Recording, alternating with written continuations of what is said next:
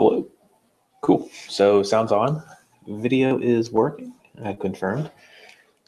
And this is our first in a while Ruby Newbies meet out on a regular basis. I think I took a couple weeks off after doing the well-grounded Rubyist. But just go ahead and I'm actually just going to jump right into the slides. Oh, looks like Saran, you're here. Can you hear me? Good. All right. Well, if you could hear me, I'm actually just going to go through the slides first. Usually people kind of jump in as I start, and this is my lunch break too, so I usually just go straight through it, and then we'll chat at the end. So I'll just start the presentation. This is a presentation actually I did at a local Orlando Ruby group about practical object-oriented design, kind of following up with the well-grounded Rubyist and how I walked through that book. Me and another guy kind of worked chapter by chapter, but I kind of wanted to avoid doing a chapter by chapter with this book, just because the book's only 9 chapters and it's a lot more information and less chapters, ironically. But yeah, so I'll just go ahead and walk through. For those who don't know me yet, this is me. I kind of learned Ruby about 10 months ago. And actually close to 11 months actually now. I think I'm 3 weeks away from 11 months, I think, or my year. So I should update that, and that should be, say, 11 months. But I work at IZEA, and I am a Rails engineer, and I live in Orlando. At the moment, if anybody jumps on later, feel free to interject. I am more than happy to answer any questions. If it's something that doesn't make sense, it helps me to explain it. So if you have any questions, I also opened up the Q&A, which I don't usually utilize very often. But if sometimes we get some viewers that don't want to join up, the Q&A is live. So you can just type a question, we'll stop and talk about it. So I think, just make sure I can scroll. Yeah, so just also want to mention Ruby Newbies. It's a website that I've been working on with another guy, Horvath. It's been helping me out with some of the front end stuff. But I've been destroying everything as far as what Ruby Newbies is all about, and all the meetups and stuff like that are linked on rubynewbies.org. So you're more than welcome to go there. I'll talk about some other stuff that I'm planning on doing. That's why I've got that Fork Me on GitHub little tab on the upper left. So I'll talk about that later. So we got a couple things that I'm planning on getting started with Ruby Newbies. So what to expect. So I'm actually going to talk about generally just about programming. To kind of understand this book, you kind of understand the reason for the book, which I was going for. Sorry, I was going through the slides. Then I'll talk about object-oriented design and programming, and then we'll look at examples that are directly from the book. So starting off, programming. Programming is great. Let me just follow my notes. So I am personally lucky to be a developer. It's a great job. I came from sales, where basically the only thing that was keeping me there was just a paycheck. And I actually am enjoying the idea of actually producing new things. I like the idea that I have new problems that I can solve, and it's not the same problems every time. So the learning is just nonstop with programming. I like the fact that there's a pretty good demand for programming too. So I have the opportunity of joining up with a group of guys at IZEA, and we're working on the main app that IZEA presents to their customers.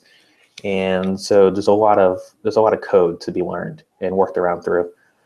So yeah, I just want to throw it out there. Programming is great.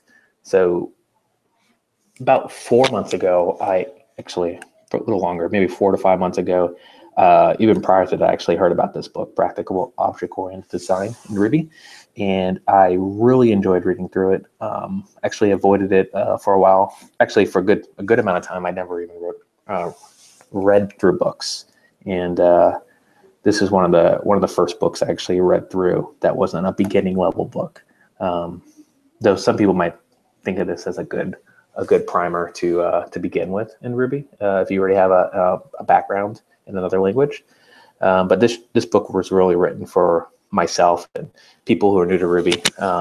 or even people who just want to learn how to write Ruby better. Is it better? Well, white. Yeah, well, let's go with better. So yeah, this is a good explanation. One of the, I guess, visuals or examples that I kind of use is I know how to write and read Spanish, but I'm horrible at speaking Spanish, and I'm horrible at constructing sentences. And at this point, when I found this book, I was about the same way with Ruby. I knew how what classes and methods were, but I didn't know how to construct them properly to make stuff that people could read.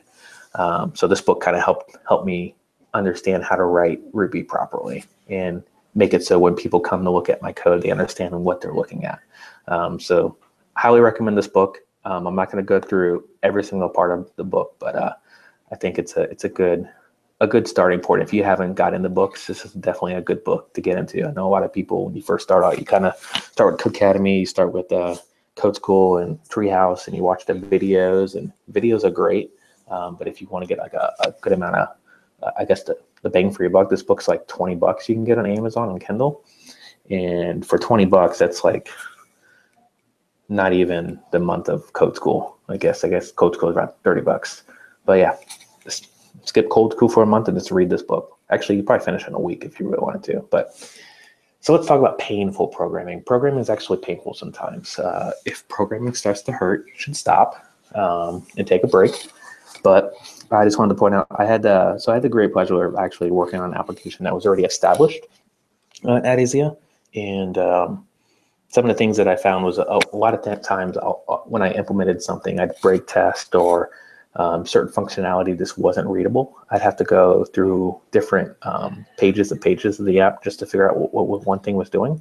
And I didn't really understand the reasoning for this. But the reason, which I'll show later, is actually we were managing way too many dependencies.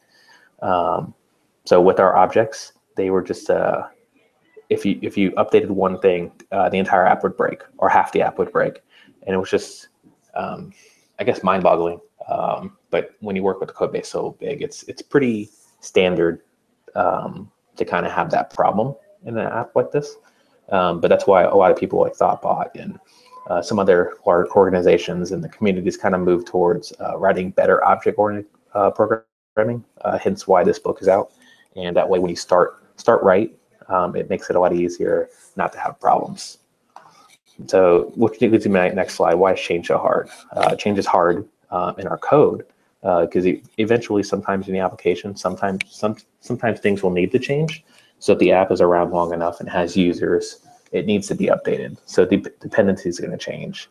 And that's why the goal is, well, actually, I'll get onto that later. I'm kind of jumping ahead. So change is hard because objects basically send messages to each other. And the idea of like an engineer or a developer is to maintain those messages. So that way, if you have a user and the user needs to access, okay, so if it's Twitter, if you have a user and the user needs to access the database or the platform to access creating a tweet, that user needs to be able to talk to that different other model where the tweets are. And the idea is to maintain that. So if there's new updates, so if we're adding mentions or if we're adding direct messages, writing code to be able to add new things makes it easier. So there's always a thought. Actually, I just walked away from writing some code where I implemented validations and errors into a form that we're using. And I got it all set for one idea of the form. But unfortunately, there's actually like 7 other different partials that talk to the same form. So I realized I did not write object-oriented code enough to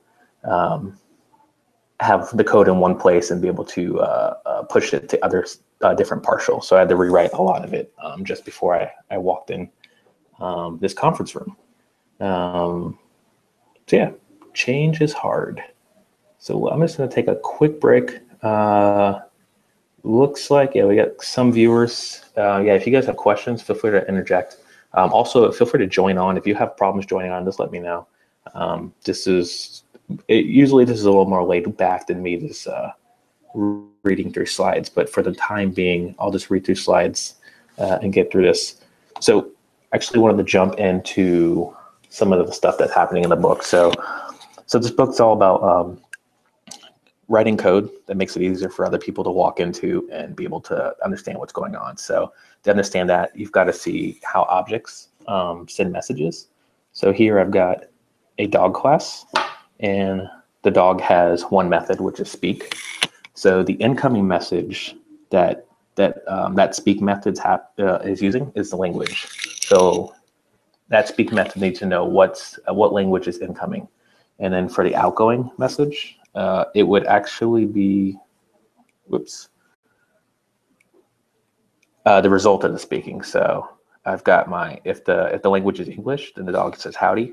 Else, then the dog will say woof. So that's the outgoing message. Usually, the outgoing message is usually the last thing that's in your code. So if that makes sense, I think I explained that decent.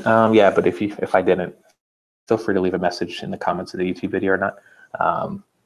I guess it's easier to explain when I have like some sort of feedback, but yeah, I think I did a good job. All right, so then if you see I instantiated the dog got new.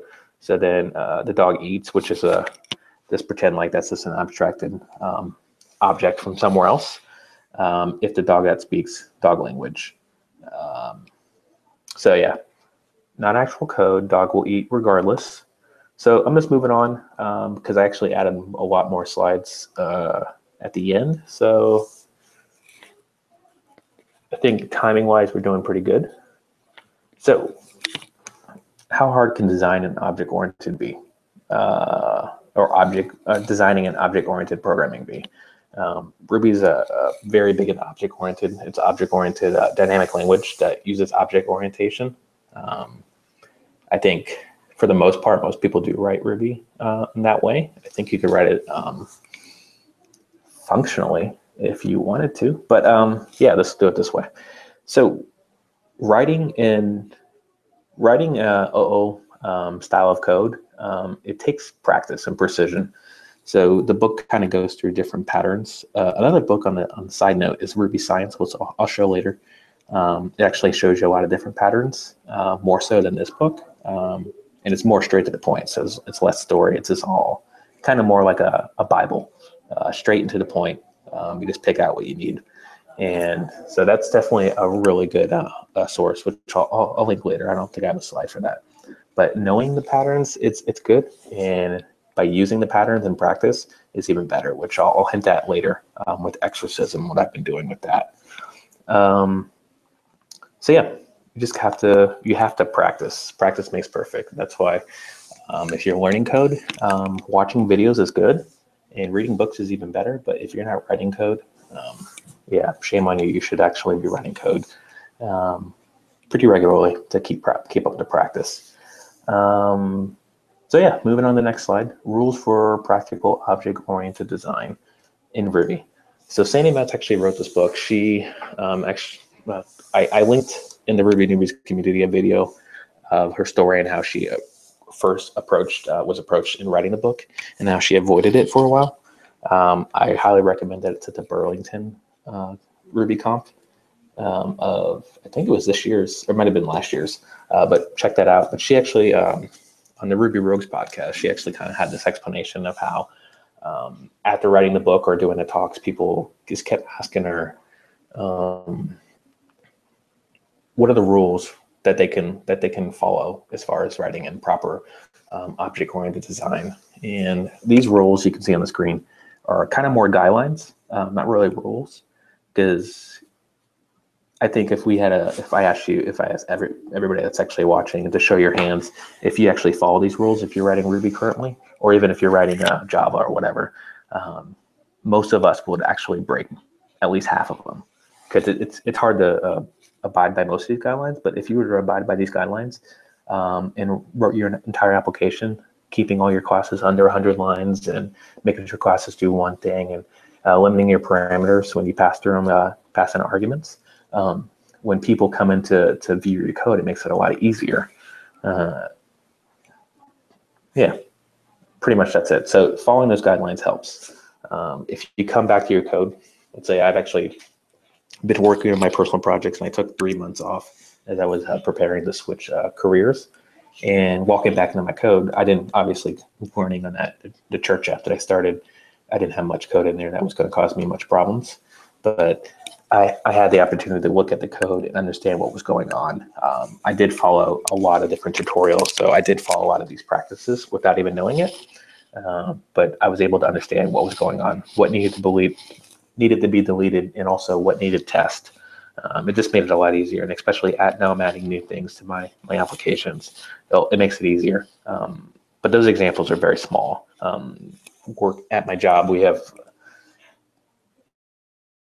multiple with over 100 lines. We've got, I think, one class, our user class might be up to 900, which is crazy just to think about it. But everybody on the team's doing a good job of one tweet. Usually the rule is when you touch code, try to make it better. So we're doing a pretty good job as we approach, and we're learning through concepts of this book and other books, trying to implement those new concepts in the code that we're touching. So yeah, take a note of those rules. If you can abide by those, good. If you can't, it's a good goal to work towards. So this next slide is about a bike.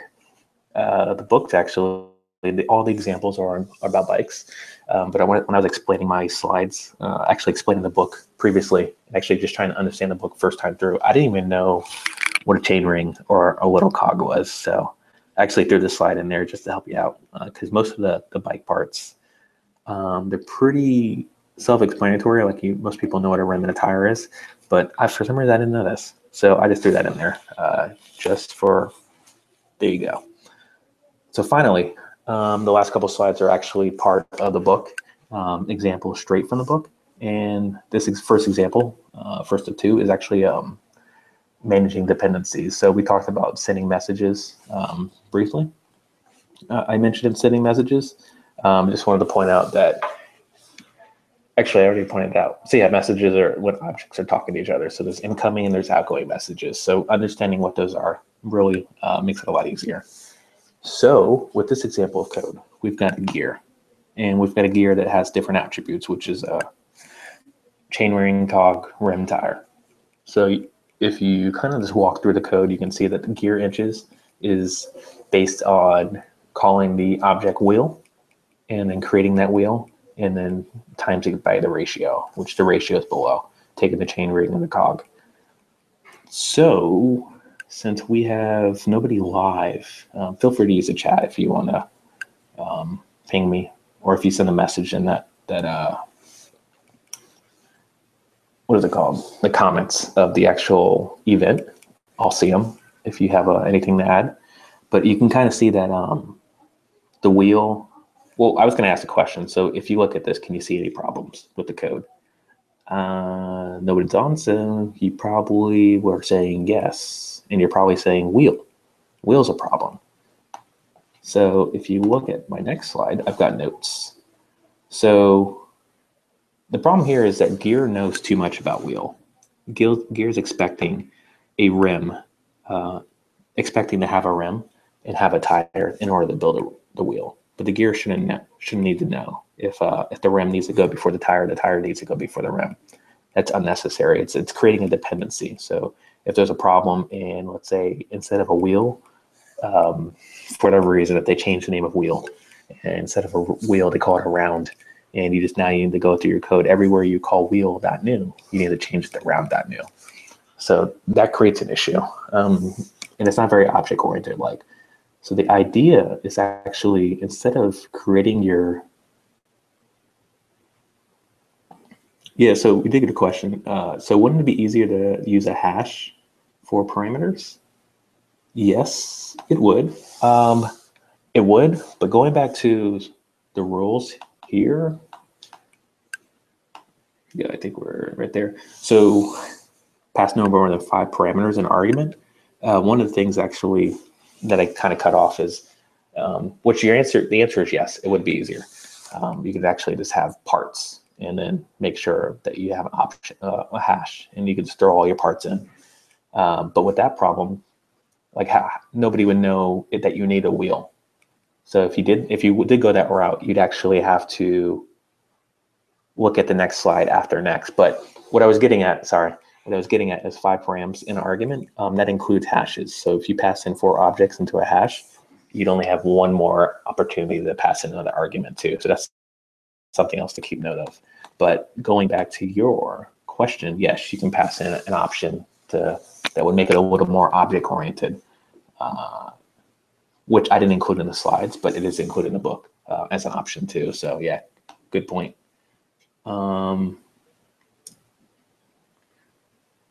Yes, wheel.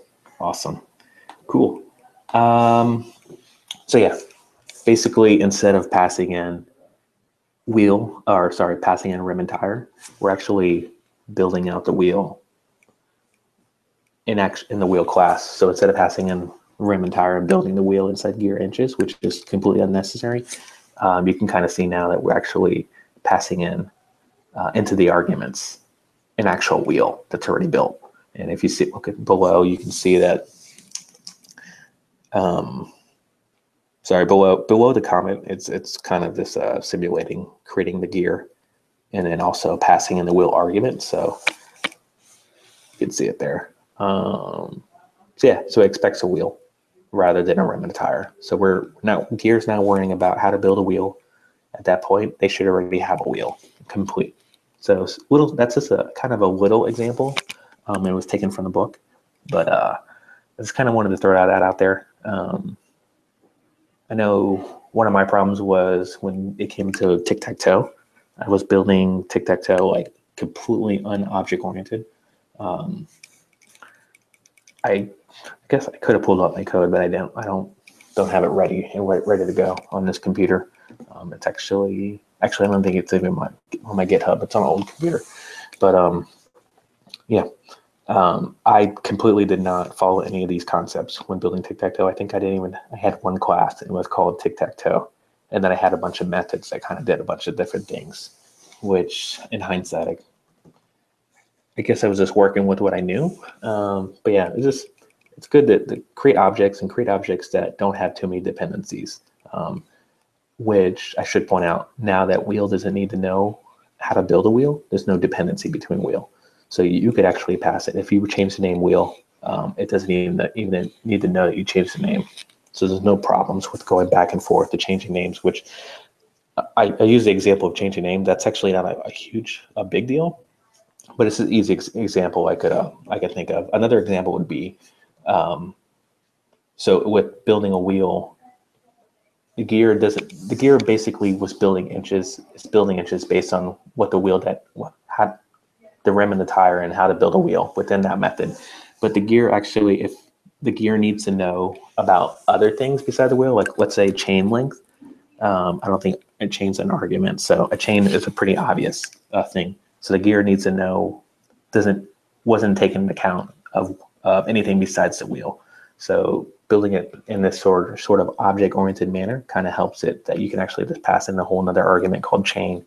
And then that way you can easily pass that object around to wherever it needs to be as far as calculating the gear inches or the frame length or whatever. Yeah, that shows how much I know about bikes. So here's the second half. So writing reusable code. So code that's actually been, that's able to be used elsewhere. So if you just point out, I'm just going to point out that method spares. Spares is an argument. Oh, you know what?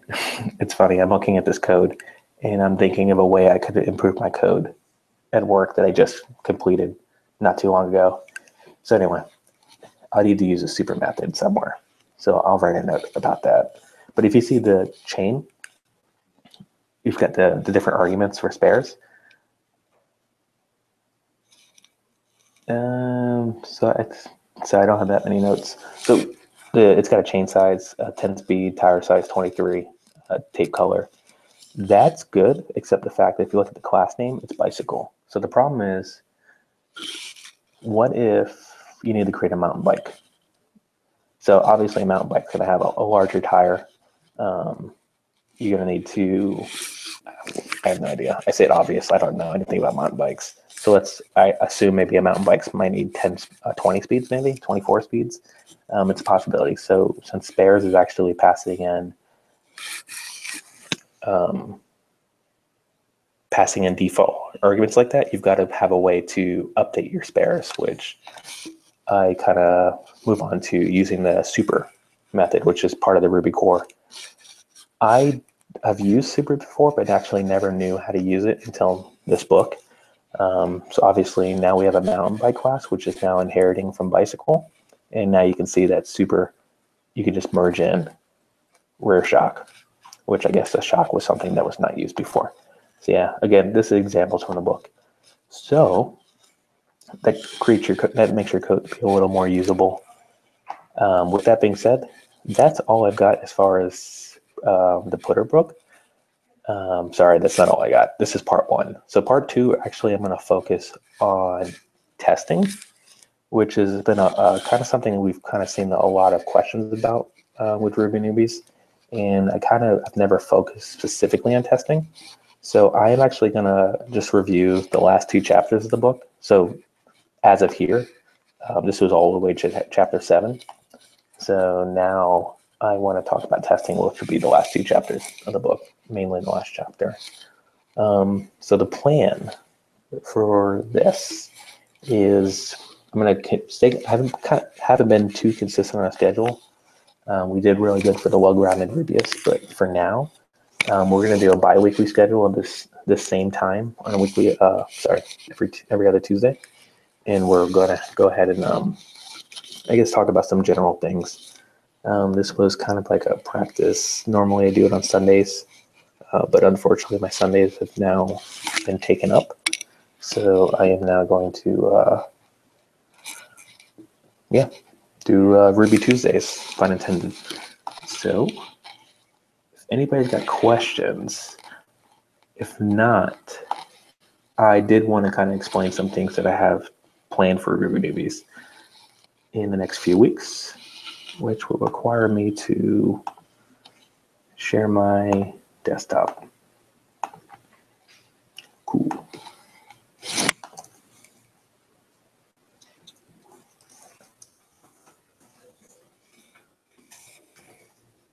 So this is the main site. If you haven't been here yet, I highly recommend it. It's built on Heroku. It's a Rails app, even though it's all static. I've got other things that I've actually want to put that are Railsy, which is why I went with Rails rather than a Jekyll or a middleman. My goal is, actually I've got some issues. So I'm showing this because if anybody has some free time and they really want to tackle one of these, feel free to do a pull request. If not, this is what I'm going for. If anybody's got any ideas, this is kind of so this is actually done. So I should close this. Yeah, so if you're not familiar with how pull requests work or anything like that, it's a great I'm more than happy to pair with people and kind of walk through different things. But I guess the main thing that I'm actually going to be doing is going to be adding a middleman blog onto the site. Because what I've been doing lately is I've been doing a lot of small tips on my blog. And I'm finding that it's not really a good place to house those tips because I'm getting lost in like all my tips that I've been throwing up there. And I do have tags that I can search by, but I think they have a better home here on the Ruby Newbies page as far as little small Ruby tips and like different environments. So I plan on doing a blog and implementing it on this page. And then I've got some other issues, just some different random things. Another thing was actually adding a chat box and a live video window. I've attempted it before, but I failed miserably. That's why we've got a live video link on the page, which is actually not live, if you can tell. So if anybody's got any experience with that or has like a blog post that I can follow or some tips on that, please let me know. Finally, the very last thing is new. I just started an exorcism, and some people have been giving me their names but haven't signed up for exorcism, so that it doesn't work that way. So I highly recommend if you just go to exorcism.io, log in, and it makes it a lot easier. And if you need help setting up your environment to get that working, I can help with that. So we've got 3 people that are joined. Actually, Argon, you've got to accept it. But other than that, that's all I got for Ruby Newbies for the week. Another thing that I'm actually planning on doing is getting back in the practice sessions where we do kind of similar to the Ruby Dojo that I kind of hinted at, but doing like a TDD session where we start with a problem and we do everything TDD, and we kind of talk through it, kind of like a pair group session. I think it's helped in the past, for me at least. So that's what I start doing on maybe instead of like a daytime thing, like a nighttime thing, to kind of get more people, another opportunity for people to get involved. But other than that, that's all I've got. So if you guys don't have any questions, that red book talks about testing best practices. It talks about one practice in testing in the book. So in the Putter book, it actually talks about rather than just writing random tests. I think a lot of times when I used to start writing tests, I would write a test about some, like, you kind of get in like a testing circle where you're testing the same thing just different ways. And the book kind of goes into actually testing stuff to expect example things. So we got another, yeah, Code Wars is pretty good. I found that Code Wars, I could probably had no problem with it before, but when I first started, like 6 months trying to do Code Wars, I felt like they were so over my head as far as problems that I kind of haven't gone back to them. But I think that's a good tool to use. So codewars.com. But at this point, I'm kind of recommending Exorcism, just because that's the latest, and we're able to set up a team. And so we're able to code review code. So if you look at my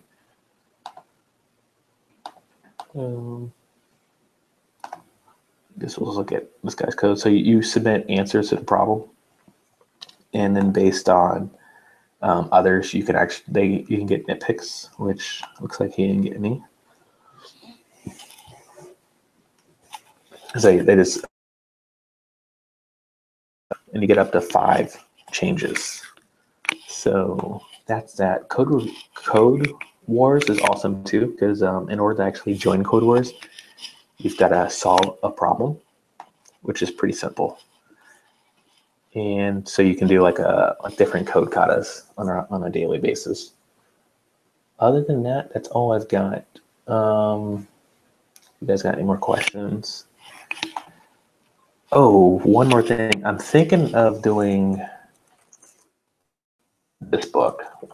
It's a smaller book, but I've been hearing a lot about this, and I think it came out this year. But it's called What Do I Test? And it's all about Rails testing. Use this test unit. So I'm thinking about this book. I'll post it in like the group and get some feedback on it. But I'm considering going through this book to kind of get a better idea on testing as a group as a whole, in case people, I know a lot of people have had questions about how to start and stuff like that. So, but other than that, that's all I've got. I'm actually going to end the chat and end the broadcast and get back to work. But if you guys got questions, ping me. I'll be available. I was kind of offline this entire morning just because I was trying to solve this one problem, which I kind of solved in my head while going through this, which is ironic. But yeah, guys, thanks for showing up. The video will be posted later, so share it with other people. Or if you ever miss a future meeting, it'll be available on YouTube. Thanks again.